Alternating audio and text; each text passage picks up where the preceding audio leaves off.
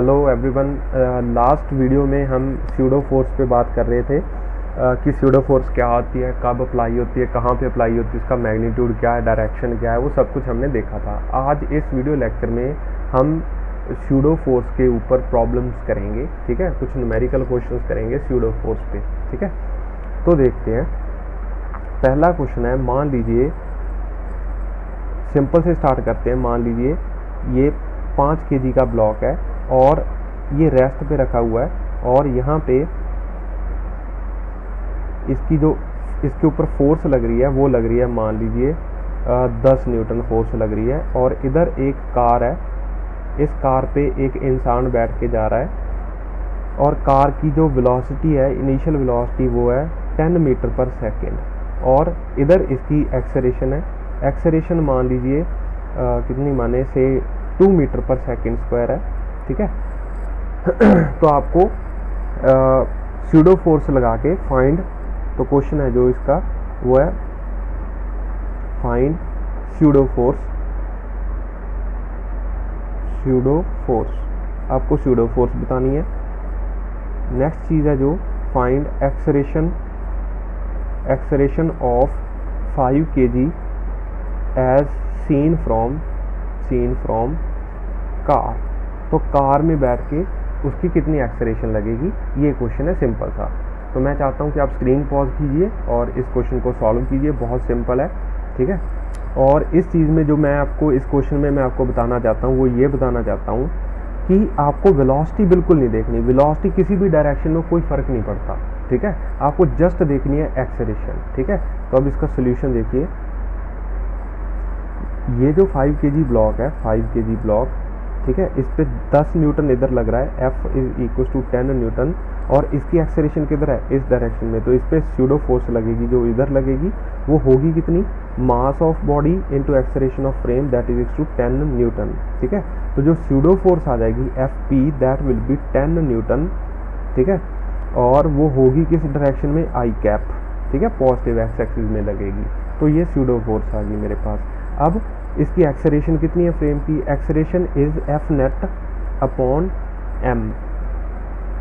तो वो कितनी है, 10 और 10 20 divided by 5, that is to 4 metre per second square, ठीक है। तो ऐसे हम इन क्वेश्चंस को कर सकते हैं। ये बहुत सिंपल क्वेश्चन था।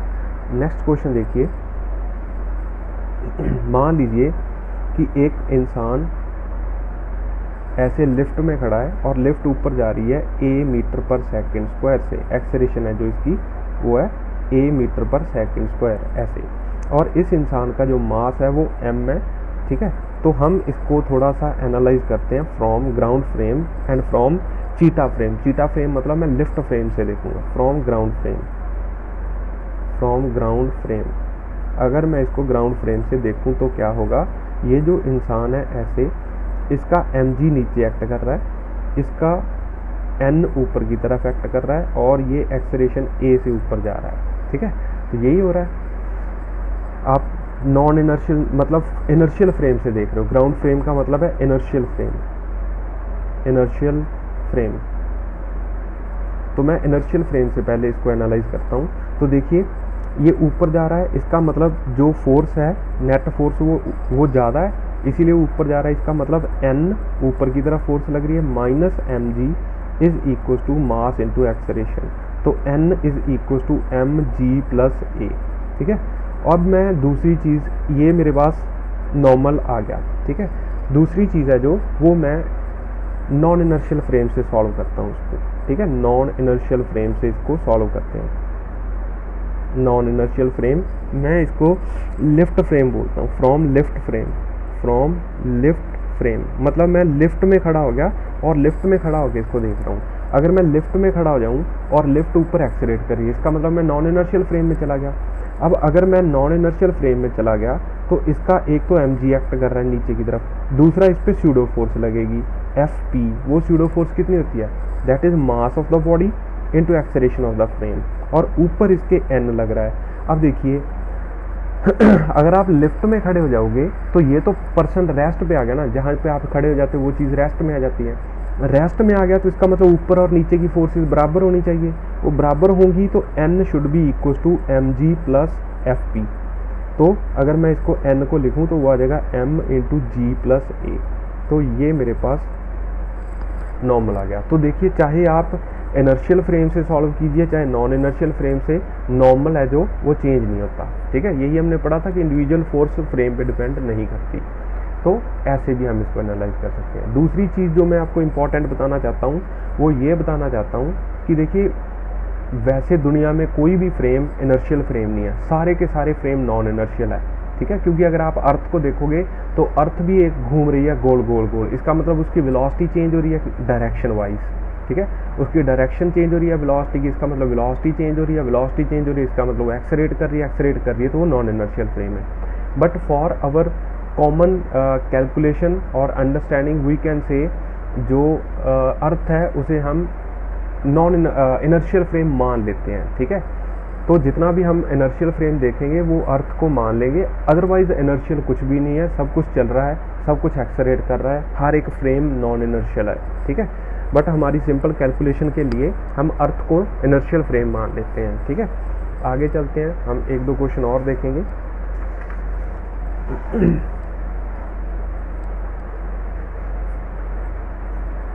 देखिए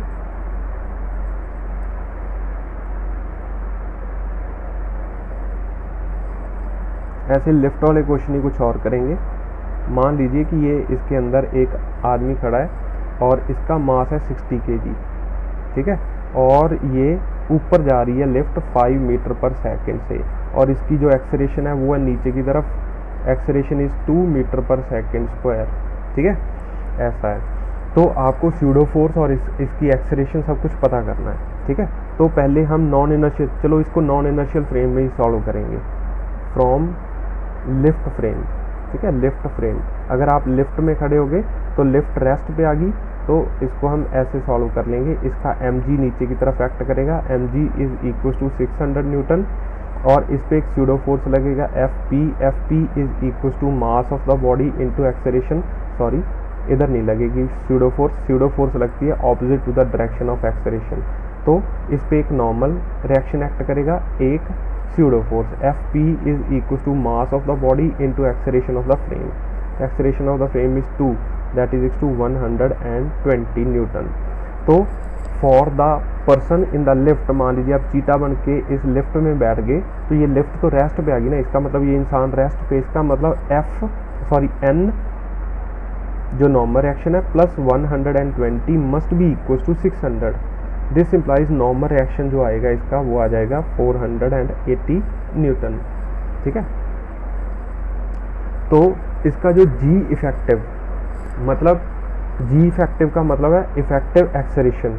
इफेक्टिव एक्सेलरेशन कितनी आ जाएगी नीचे की तरफ इसकी कितनी एक्सेलरेशन है 10, और ऊपर की तरफ कितनी आ गई 2, तो 8 मीटर पर सेकेंड स्क्वायर। ठीक है, तो इसकी ये नेट एक्सेलरेशन आ गई। ठीक है, अगर ये नेट एक्सेलरेशन आ गई ऊपर की तरफ, किधर है ये नीचे की तरफ, इसकी नेट एक्सेलरेशन आ गई नीचे की तरफ। तो अगर इस पे अगर आप एफ नेट मतलब नॉर्मल रिएक्शन निकालना चाहते हो तो वो कितना आ जाएगा 60 इंटू 8, तो दैट विल ऑल्सो 480 न्यूटन। ये हमने सिर्फ समझने के लिए किया था, चेक करने के लिए मान लीजिए, बट हमारा आंसर ये स्यूडो फोर्स से बिल्कुल सही है। आप यहाँ तक इसको देखिए। उसके बाद एक दो क्वेश्चन और हैं और देखते हैं। मान लीजिए कि हमारे पास ये, अब क्वेश्चन कर सकते हो आप, इसमें कोई दिक्कत नहीं है। मान लीजिए कि हमने एक रस्सी लटका दी लिफ्ट के अंदर, और ये जो इसके साथ बॉल लटका रखी है वो मास m है, तो इसमें टेंशन T है, टेंशन T।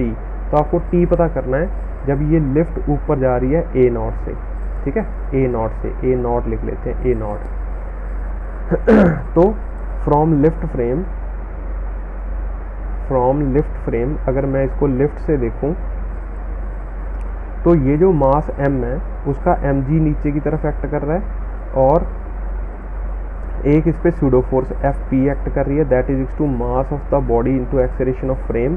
एक्सेलरेशन a0 है, और इस पे टेंशन T एक्ट कर रही है, तो T is equal to mg plus m a naught, तो मास है मेरे पास m, g plus a naught मेरे पास आ गया ये एक्सेलरेशन।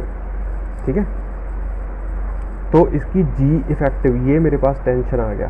ठीक है, तो जी इफेक्टिव एक्सेलरेशन इसकी कितनी आई, that is equal to g plus a naught, इसकी इफेक्टिव एक्सेलरेशन आ गई। आगे चलते हैं, हम एक क्वेश्चन और करते हैं। मान लीजिए कि हमारे पास एक ऐसे कार है। ठीक है, अब एक्सेलरेशन दूसरी तरह लगाएंगे। मान लीजिए ऐसे कार है और इसकी एक्सेलरेशन है ए not metre per second square ऐसे, और यहाँ पे हमने ऐसे एक बॉब लटका रखा है, एक पेंडुलम लटका रखा है जिसका मास है m and this angle is theta. ठीक है, वो आगे भाग रहा है तो ये पीछे जाएगा।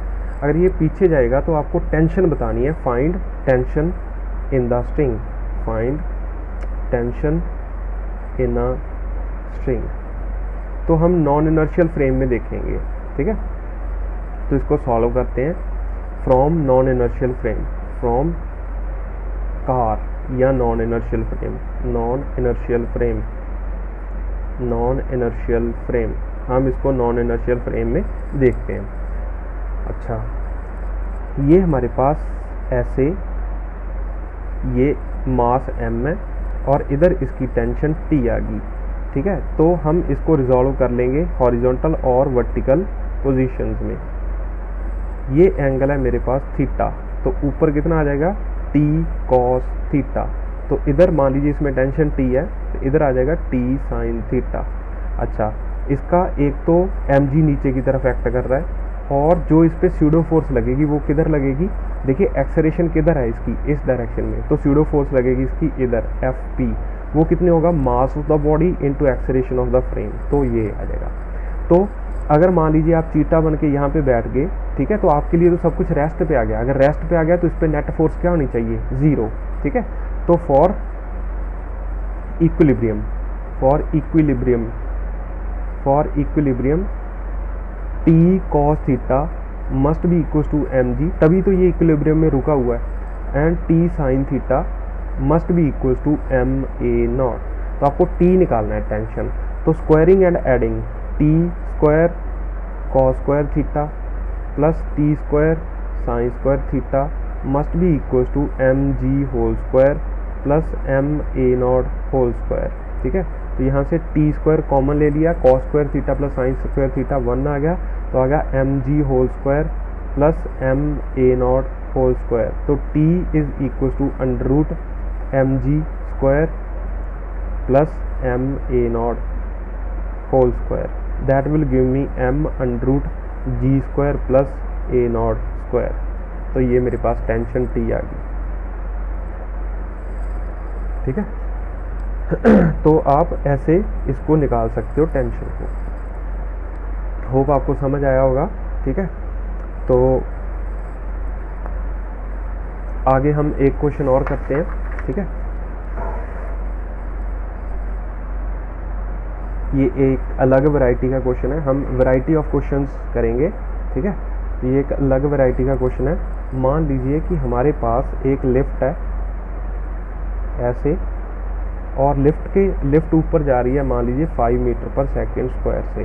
ठीक है, और इसके अंदर हमने यहाँ पे एक इंक्लाइंड प्लेन रख दिया, that makes an angle 37 degree and this is से 4 मीटर, और यहाँ पे हमने एक ब्लॉक रख दिया, और ब्लॉक का जो मास है वो मान लेते हैं हम 2 kg है। ठीक है, तो 2 kg का एक ब्लॉक है, ऐसे 2 kg का ब्लॉक है। तो आपको बताना है find the time when block reaches the bottom, find time when block reaches the bottom. ठीक है, तो ये क्वेश्चन मैं आपको प्रैक्टिस के लिए देता हूँ, आप इस क्वेश्चन का सोल्यूशन देके सॉल्व करके इसको मेरे को भेजना, और फिर मैं आपको नेक्स्ट वीडियो लेक्चर में इसका मैं सोल्यूशन दूंगा। ठीक है, थैंक यू।